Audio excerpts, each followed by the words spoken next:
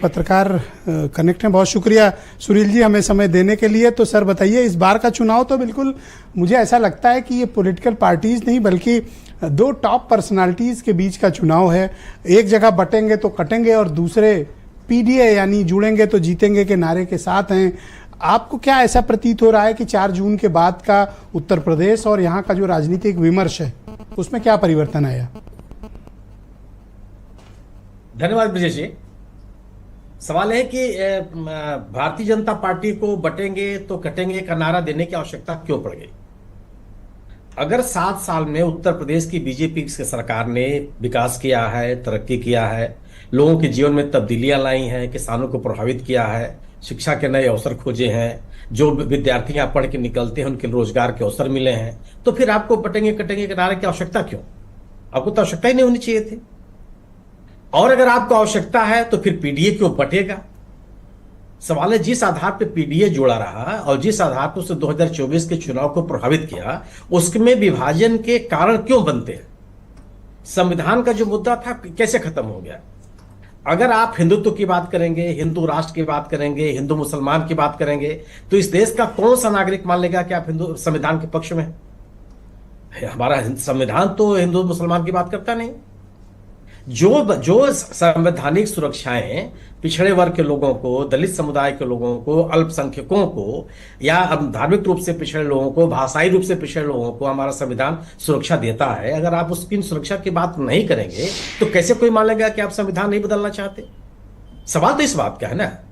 अगर आप आरक्षण के पक्ष में नहीं है या आरक्षण को आप मजबूती से लागू करते हुए नहीं देखेंगे, आपने कहा कि अभी पीसीएस और आरओ की तमाम वैकेंसीज आई हैं, तो पहले भी बहुत वैकेंसीज आई थी, वो विद्यार्थी आंदोलन पे।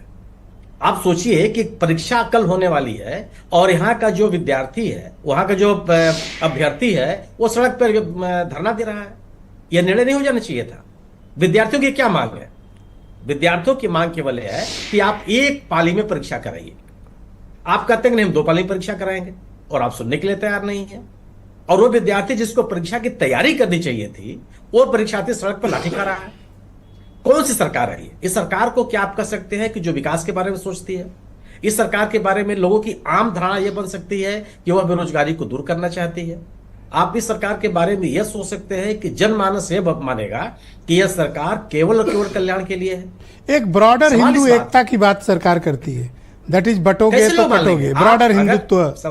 बात बिल्कुल कहना सही है आपका ब्रजेश जी। अगर एक दलित समुदाय का लड़का अपने आपको हिंदू मान ले तो क्या उसके रोजगार के अवसर बढ़ गए? क्या उसका आरक्षण सुरक्षित हो गया? या जो ब्रॉडर हिंदुत्व की बात कौन कर रहा है और क्यों कर रहा है, यह सवाल तो पैदा होगा ना। सर पहले अपने धर्म पर हमें गर्व करना सीखना चाहिए, ये सिखा रही बीजेपी कि पहले प्राइड करो कि यू आर हिंदू। नहीं, सवाल इस बात का है कि हम ये गर्व आप सिखाने के लिए कुछ भी सिखाएं, हम उसको कितना स्वीकार कर पाते हैं। ये दलित समुदाय तो ये जानता है ना इस राज्य का। आप यह बीजेपी कहती है कि अंबेडकर को कांग्रेस ने चुनाव में हराने का प्रयास किया, तो बीजेपी ने कौन कांसीराम को लोकसभा में भेजने की कोशिश की? 1981 में कांसीराम समाजवादी पार्टी मुलायम सिंह के सौजन्य से ही तो लोकसभा में गए।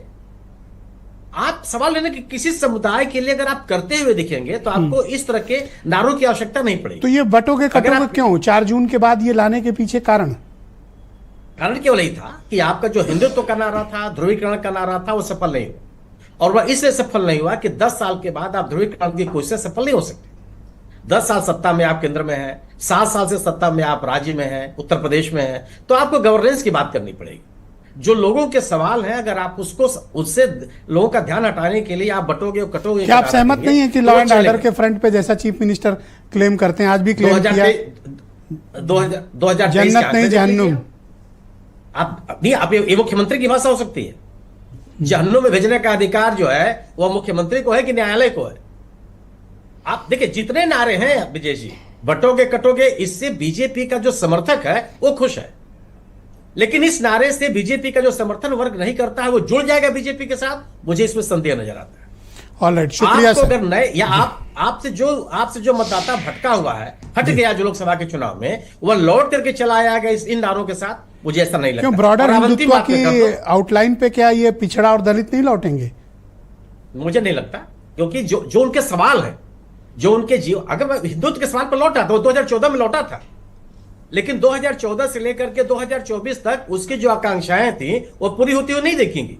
हिंदुत्व के नारे पे लौटे हुए किसानों को 1 साल तक धरना देना पड़ा दिल्ली के बॉर्डर पर। क्या ऐसी कोई हुकूमत आपने देखी है जिसकी सरकार चुनी हुई सरकार हो और किसानों को मजबूर होकर के 1 साल तक सड़क पर बैठा पड़े, गर्मी बरसात जाड़ झेलते हुए, और आप कहें कि हिंदुत्व के नारे पे आप लौटाइए?